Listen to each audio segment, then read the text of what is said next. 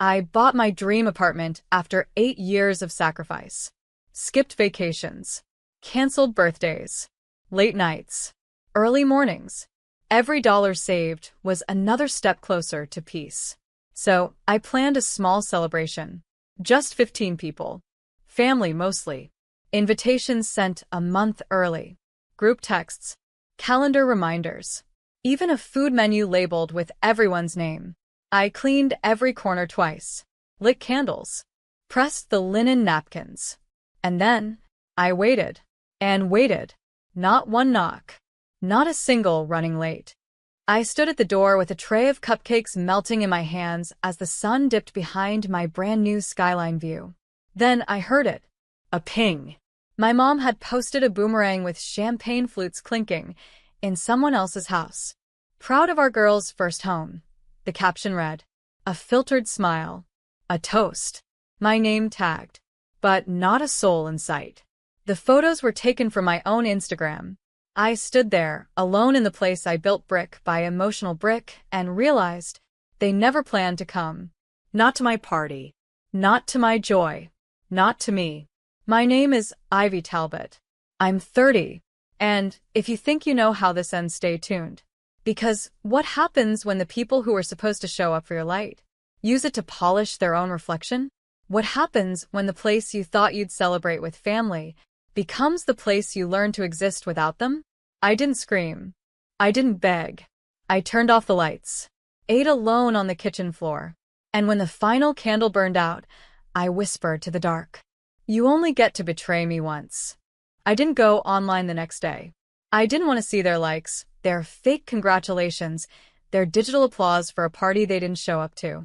Instead, I woke up early, made coffee in my new kitchen, and sat by the window watching fog roll in. It felt strange.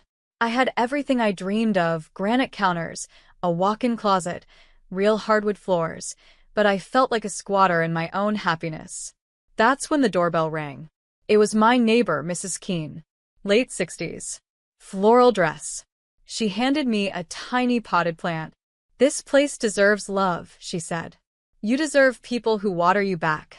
She didn't stay long, but I cried when she left.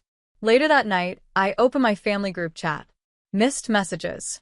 You should have reminded us again. Your brother had his game. Next time, let's just do dinner at Mom's. Then Mom chimed in. By the way, can you help co-sign Ezra's lease? It would mean so much. I didn't respond. Instead, I opened my banking app. 2 auto payments from my account. One for Mom's cable, one for Ezra's car insurance. I canceled both. I sent a single message. I bought this apartment for peace.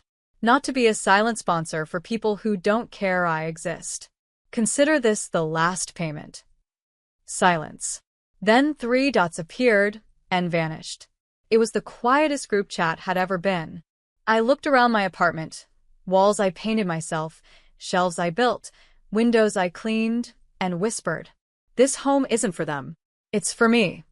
Because sometimes the people who never show up are the ones who taught you how to stand alone. A week passed. No apology. No surprise visit.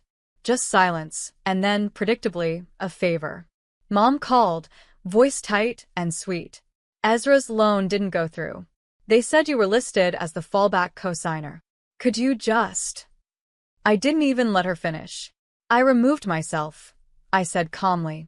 Like I removed the spare keys I left under your mat. A pause. Then her voice sharpened. Don't punish your family over a little miscommunication. You're being dramatic. There it was. The word again.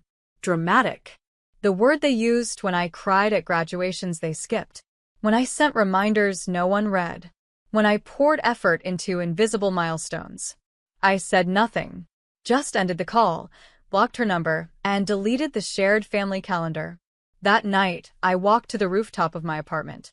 The skyline blinked with soft city light, wind weaving through my hair like a lullaby. I wasn't angry anymore. Just weightless. Until I got a DM from someone unexpected. Hey. I was at Ezra's party. Your mom said you didn't want visitors. Said you preferred to be left alone. That didn't sound like you. It was Sarah, my cousin from Michigan. She had tears in her voice even through text. I would have come, Ivy. I'm sorry. I replied honestly. Thank you. You're the only one who's asked how I felt. Then she asked something that made me stop breathing. Can I come visit now? I'd love to see your place. I looked out at the view, lights twinkling like promises, and smiled. Yes. I'd like that. Because healing doesn't mean isolating forever. It means deciding who still deserves a seat at your table. Sarah arrived the next weekend with a tote bag, a bakery box, and arms that hugged like home. We sat on the floor of my empty dining area, eating raspberry tarts off napkins and talking like we used to when we were kids, before distance, before adult things, before expectations cracked everything open. She asked, "Do you miss them?" I thought for a while, watching steam rise from our mugs. I miss the version of them I used to believe in. Then I smiled. But I like this silence more than begging for noise that only hurts. Sarah didn't speak. She just nodded, slow and understanding.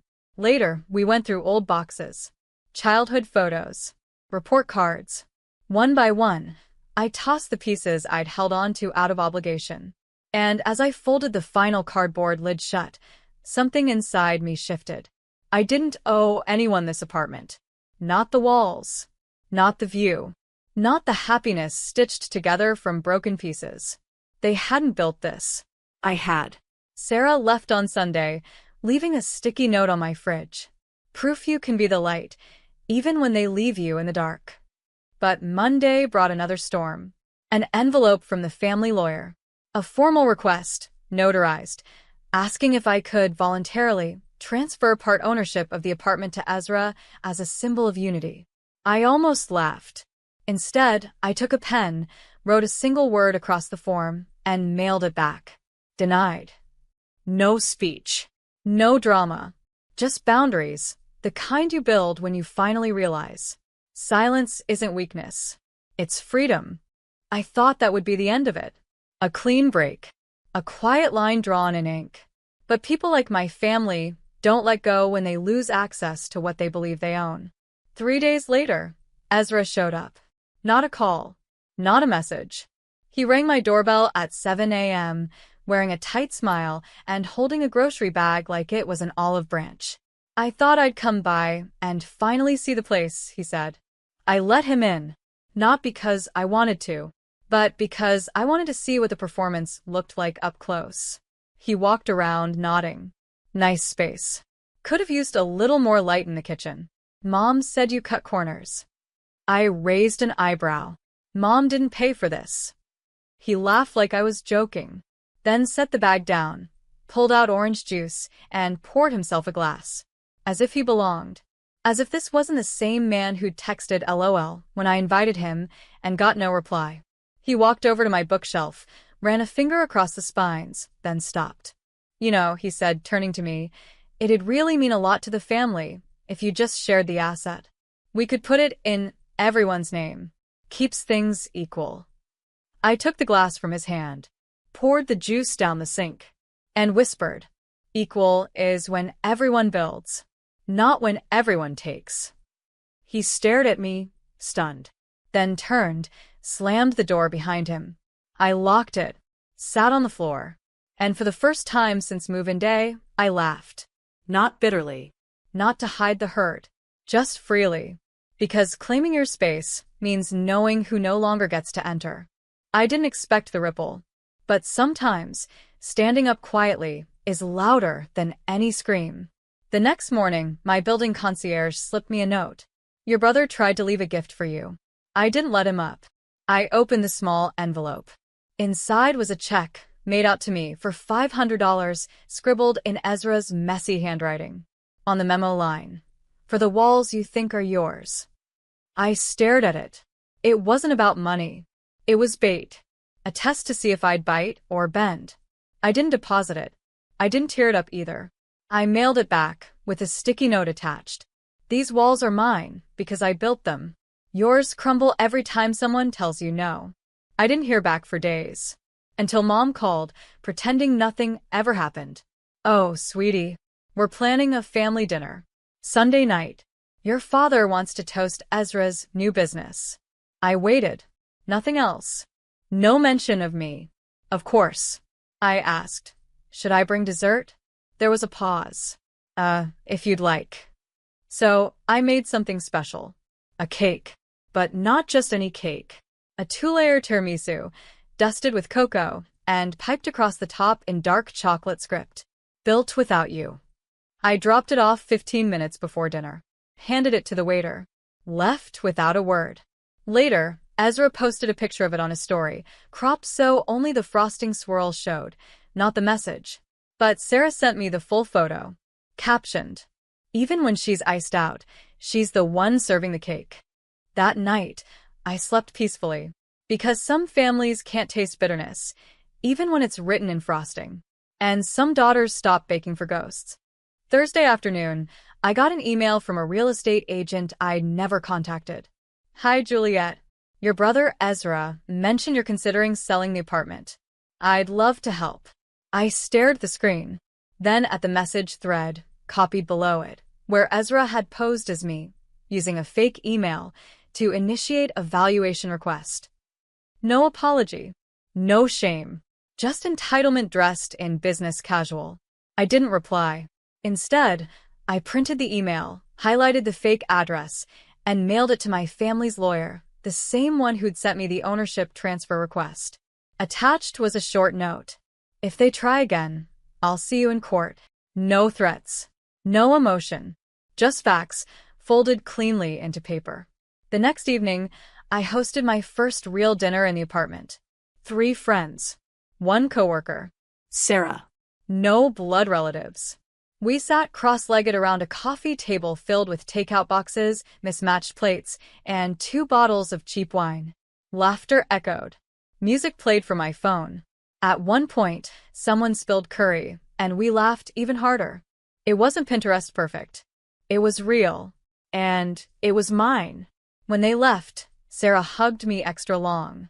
"You're finally home," she said. And I felt it deep in my ribs. Not because the place was quiet. Not because it was filled. But because it wasn't pretending.